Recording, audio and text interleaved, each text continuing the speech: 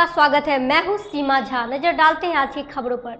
गुरुवार को लहरियासराय के समाहरणालय स्थित डॉक्टर भीमराव अंबेडकर सभागार में जिला स्तरीय सभी प्रखंड के वीडियो एवं अंचलाधिकारी मनरेगा के पीओ की उपस्थिति में जिला विकास आयुक्त कारी महतो की अध्यक्षता में प्रधानमंत्री आवास, इंदिरा आवास एवं लोहिया स्वच्छता अभियान के तहत एक बैठक आयोजित की गई। वहीं बैठक में डीडीसी के द्वारा सभी प्रखंड के वीडियो को इस संदर्भ में विस्तार पूर्वक जानकारी दी गई और साथ ही इस कार्य को सही तरीके से निदान करने के लिए कहा गया। इस मौके पर कई लोग मौजूद थे। मुख्यालय में है, कहीं अलग जगह पड़ा है। ये काम तो इलेक्शन को करना है भाई, ऐसे ही नहीं है। हम अपने आगे के काम के लिए आपसे ऑपरेशन करें, फिर बाद में कहीं नहीं देख रहा हूँ तो हमको समझ में नहीं आ रहा है। और सभी डाक नहीं देख रहा हूँ, कोई स्वीकृति मेरे द्वारा नहीं दी गई।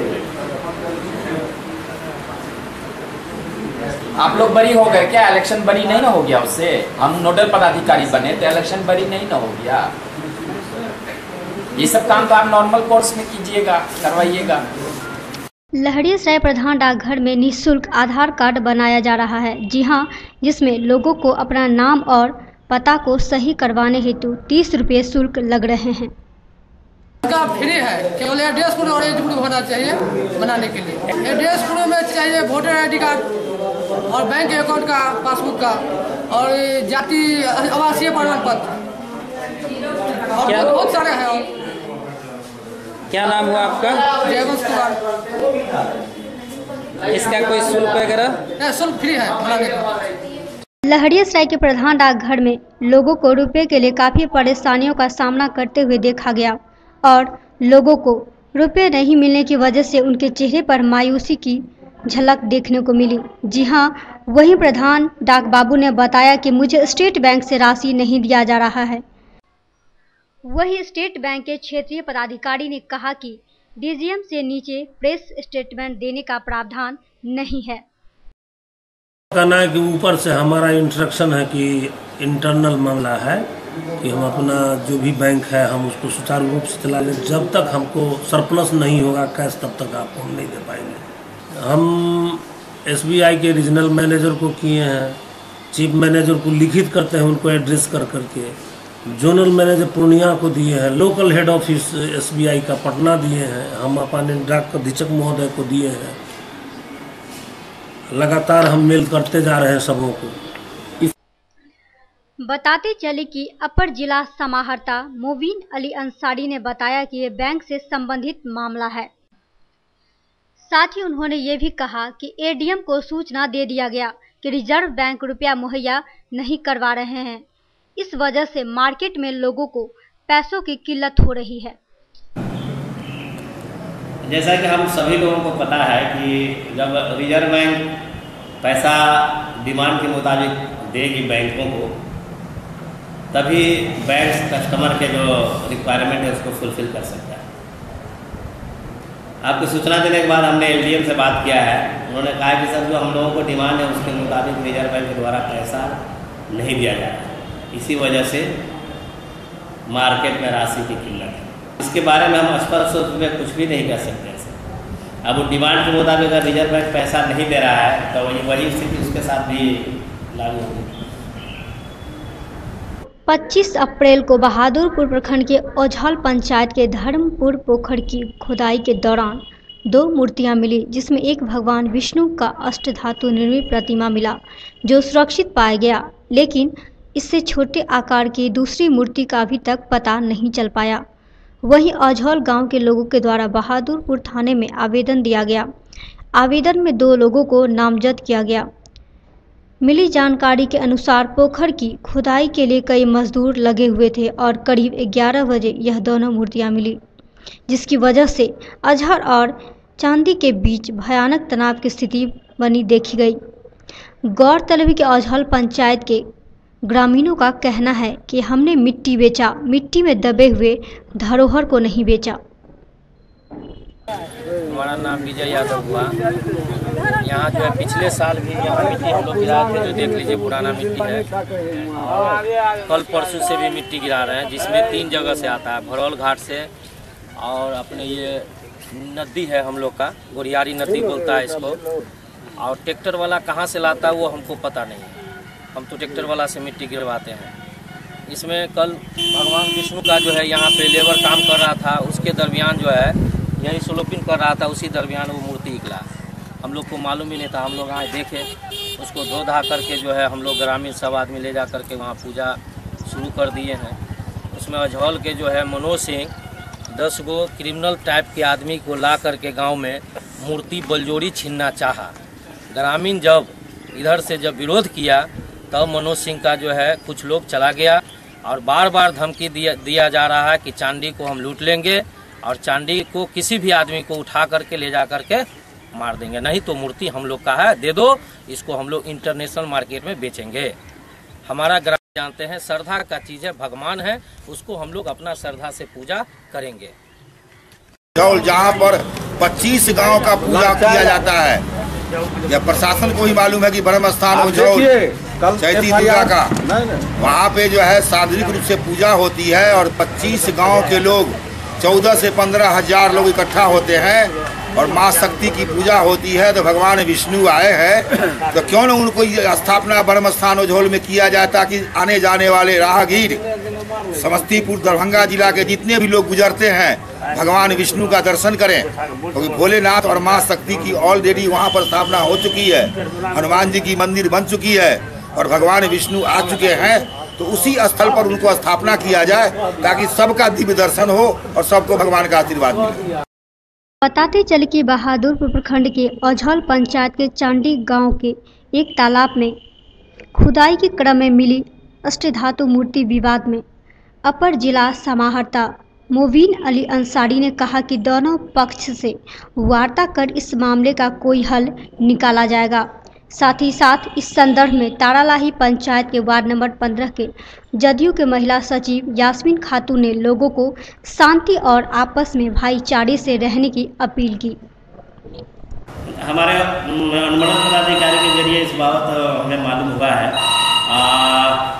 हमारे प्रशासनिक पदाधिकारी इस पर लगे हुए हैं कि जो दोनों गांव के लोग हैं उनसे आपस में बात करके एक सौहार्दपूर्ण वातावरण कायम किया जाए और बीच का रास्ता निकाल कर समस्या का समाधान किया जाए। दरभंगा जिले के मनीगाछी थाना क्षेत्र के भंडारियों गांव में जमीनी विवाद को लेकर एक पक्ष के मंगल साहू की पत्नी सुनीता देवी को उनके ही गांव के दूसरे पक्ष के रामविलास यादव के द्वारा 4 से 5 की संख्या में उन्हें लाठी डंडा से प्रहार कर बुरी तरह जख्मी कर दिया गया, जिनका इलाज DMCH में चल रहा है। बताते चले कि सुनीता देवी एवं रंजू देवी को उनके घर में घुसकर मारपीट को अंजाम दिया गया है।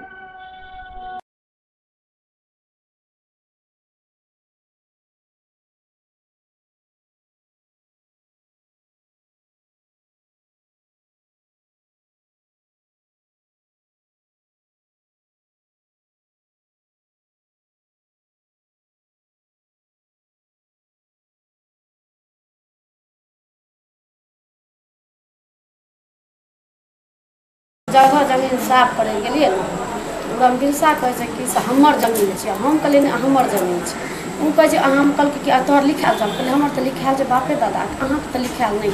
वही पर दुनू आदमी 3-4 बाप से पाई दे पाई वाले से हो जाए कि लिखला से वाले से हो। तो वही द्वारे हम सब साफ सुथरा करे लगले, कहलिए अहाँ का अगर जमीन है अहाँ लऽ ले, आ नहीं हमर है तो हम लऽ ले, जहिया अमीन और आते हैं ना अखन हमरा साफ सुथरा कर है, सुन जमीन साफ सुथरा कर दिए।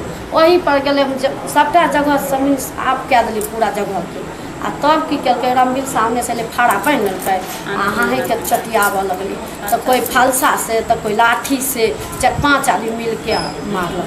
बुझलिए दूगो एगो बेटा है, दूगो एगो बेटी एगो बहू है, अपने भाई के। सूबे के PHED मंत्री विनोद नारायण झा के क्षेत्र में पानी पीने के लिए लोग तरस रहे हैं। जी हां, जिस क्षेत्र के लोगों ने इन्हें विधायक बनाया था कि ये विधायक बनकर लोगों का सहयोग करेंगे, लेकिन ठीक उसका उल्टा होने जा रहा है। हम बात कर रहे हैं मधुबनी जिले के बेनीपट्टी अनुमंडल मुख्यालय एक मध्य विद्यालय की, जहां पर रहे छात्र छात्राओं को शुद्ध पानी तो दूर अशुद्ध पानी पीने भी नसीब नहीं हो रहा। आइए ले चलते हैं आपको एक मध्य विद्यालय में, जिसमें 1200 से अधिक छात्र छात्राएं नामांकित हैं, किंतु सभी छात्र छात्राएं शुद्ध पानी के लिए तरसते हुए नजर आते हैं।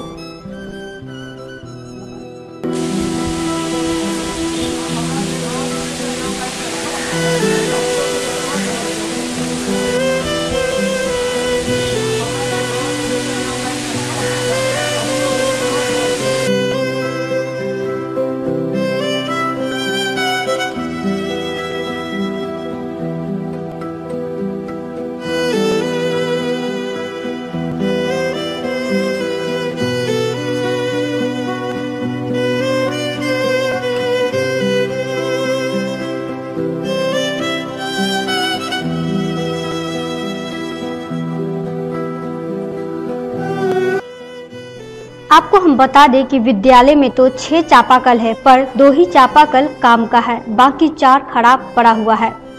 जरा देखिए, वर्षों से यह चापाकल इसी तरह से खराब पड़ा हुआ है और इसे देखने वाला कोई भी नहीं है।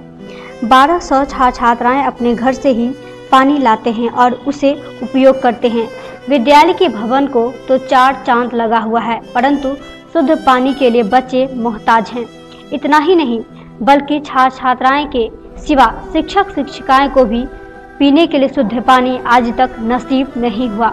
इसके लिए कई बार प्रधानाध्यापक ने अपने शिक्षा विभाग से लेकर अनुमंडल पदाधिकारी तक को शिकायत की, लेकिन इनकी शिकायत पर कोई सुनवाई नहीं की गई। वहीं एक छात्रा पायल कुमारी ने बताया कि मेरे विद्यालय में 6 चापाकल है, परंतु 2 ही काम के हैं और बाकी खराब है। उसमें भी दोनों चापाकल से बालू जैसी पानी गिरती है। हमारे विद्यालय में 6 चापाकल हैं, जिसमें से 4 खराब है और 2 ठीक है। उस दोनों में से भी पानी गिरता, बालू गिरता है, तो उससे हम लोग को बहुत कठिनाई होती है। हम लोग कितने बार बीडीपीओ सबको ये किए हैं, लेकिन वो चापाकल वो मिस्त्री लोग चापाकल खोल तो दिया, लेकिन उनका सामान भी यहाँ पे धरा हुआ और ये ठीक नहीं हुआ है। तो शुद्ध पानी तुम लोग को मिलता है? नहीं। फिर कैसे रहती हो यहाँ? कैसे माने तुम लोग का चल रहा है? फिर सर घर से ही बोतल में पानी लेके आते हैं, वही पीते हैं। बताते चले कि पीएचईडी मंत्री विनोद नारायण झा एवं शुद्ध पानी देने की दावा करते हैं, वहीं सरकारी विद्यालय के बच्चे शुद्ध पानी के लिए वर्षों से आस लगाए बैठे हैं, जबकि मंत्री जी कई बार इस क्षेत्र का दौरा करते आ रहे हैं। सच बात तो यह है कि प्रधानाध्यापक ने मंत्री को इस बात की शिकायत भी की, लेकिन कोई हल नहीं निकल पाया। शुद्ध पानी तो दूर की बात, खराब चापाकल की मरम्मती भी मंत्री नहीं करवा पाए।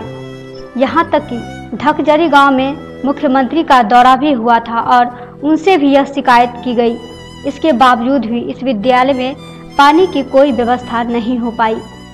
प्रधानाध्यापक की माने तो उन्होंने शुद्ध पानी के संदर्भ में कई बार शिकायत भी की, लेकिन इस समस्या का कोई समाधान अभी तक नहीं निकल पाया। अब देखना होगा कि आगे कुछ समाधान निकल पाता है या नहीं, या फिर ऐसे ही एक शोभा की वस्तु बनकर रहती है। हमारे यहाँ 6 टोटल है सर। 6 कल में 4 खराब है और 2 चालू अवस्था में है। चूँकि एक तो मतलब रसोई के नज़दीक में है, तो उनको एक तो उसी में चलाया गया, एक किसी तरह से उसमें पानी अच्छा नहीं निकलता है, गंदा पानी निकलता है। हमने मधुबनी, चूँकि मुख्यमंत्री जी का प्रोग्राम था, मैंने कंप्लेन किया, आकर के खोल करके सारा सामान रखा हुआ है यहाँ, मगर अभी तक बार उनको हम टेलीफोन भी किए, मगर कोई सुधार की चीज़ नहीं है। हमारे बच्चे को कठिनाई हो रही है। दूसरे कोई बच्चा घर से लाता है पानी, किसी तरह से वह गंदा पानी पीता है, यही हमारा तो हाँ। इन दिनों दरभंगा स्टेशन से विभिन्न स्टेशनों के लिए दूरगामी ट्रेनें अपने नियत समय से काफ़ी विलंब से चल रही है, तो घंटे देर से दरभंगा स्टेशन पहुंच रही है, जिससे यात्री को काफ़ी परेशानियों का सामना करना पड़ रहा है। इसका कारण का पता किया गया तो कहा गया कि रैंक की कमी से ट्रेनों में विलंब हो रही है, लेकिन इस बात को आधिकारिक रूप कोई बोलने को तैयार नहीं है। वहीं पूछताछ काउंटर पर जानकारी दे रहे यात्रियों को रेल कर्मी ने कहा कि गुरुवार को दिल्ली से आने वाली बिहार संपर्क क्रांति 6 घंटे देरी से दरभंगा पहुंची, तो दिल्ली जाने वाली स्वतंत्रता सेनानी एक्सप्रेस 7 घंटे की अधिक देरी से दरभंगा जंक्शन से दिल्ली के लिए रवाना हुई। संपर्क 7 घंटा लगभग लेट है, 6 बजे तक आई। स्वतंत्रता हो गया, स्वतंत्रता सेनानी रात्रि के 9 बजे तक जाने के समय शहीद निकल गई है। 04041 जयनगर आनंद विहार, ये भी गाड़ी लगभग 9 बजे 9:30 तक जाएगी। बीती रात जयनगर से काम करके अपने घर लौट रहे कमलपुर निवासी सुखनंदन सहनी का पुत्र राज सहनी को 3 लड़कों के द्वारा मोबाइल को छीनकर भाग रहे 3 लड़कों को लोगों ने पकड़कर जीआरपी के हवाले कर दिया। यह घटना तारसराय स्टेशन पर हुई है, जहां राजू सहनी जयनगर से समस्तीपुर जा रही पैसेंजर गाड़ी में बैठा हुआ था। तभी अचानक 3 युवक उसके पास आकर बैठ गए और बात करने के लिए मोबाइल फोन मांगे। जब राजू ने अपना मोबाइल दे दिया, तब 2 युवकों ने उसे बात में उलझाकर रखा। तब तक पहला युवक फोन लेकर जंगल की ओर भाग निकला। तब राजू ने शोर किया और उस 2 युवकों को धर दबोचा। तभी आसपास के लोग वहां पहुंचकर भागे हुए युवक का पता लगाया और तीनों युवक को पकड़कर स्टेशन पर उपस्थित स्कॉट पार्टी के हवाले कर दिया। ये तीनों युवक मोहम्मद जलाल, मोहम्मद असलम और महादेव कुमार है, जो दरगाह चौक मधुबनी का रहने वाला है। आए थे न जयनगर से, तो ये सब हमको ये स्टेशन पे मिल गया। स्टेशन